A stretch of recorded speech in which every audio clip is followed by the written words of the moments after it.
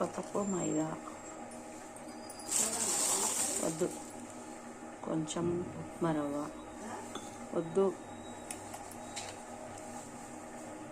ఉల్లిపాయలు, పచ్చిమిర్చి, తురిమిన కొత్తిమీర, తురిమిన కరివేపాకు,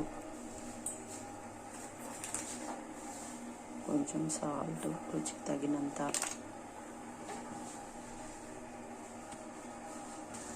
అల్లం వెల్లిగడ్డ పేస్ట్ అన్నీ మిక్స్ చేసుకోవాలి. సారీ అండి, కొంచెం పెరుగు కూడా వేసుకోవాలి. కొంచెం అంటే 2 స్పూన్స్, చిటికెడు సోడా. నేను కొంచెం వామ కూడా వేసానండి. ఇవన్నీ కలిపి ఒక 5 మినిట్స్ మూత పెట్టి ఉంచుదామండి. 5 మినిట్స్ తర్వాత మూత తీసి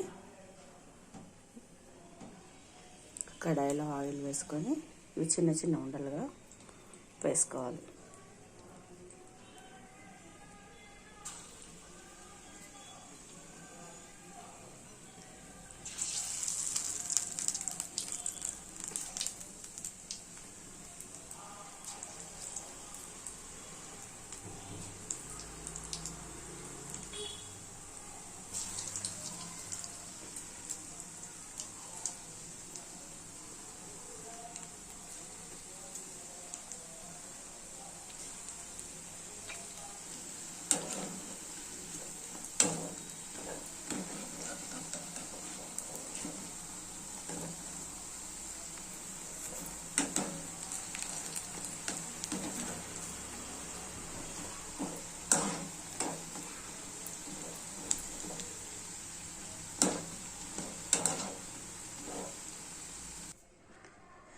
చూడండి, ఎంతో టేస్టీగా రెడీ అయిపోయింది. ఇది స్నాక్స్ లాగా కానీ మార్నింగ్ టిఫిన్ లాగా కూడా తినొచ్చండి. కొబ్బరి చట్నీ కానీ పల్లి చట్నీ దాన్ని కూడా తినొచ్చు. చాలా టేస్ట్గా ఉంటాయండి.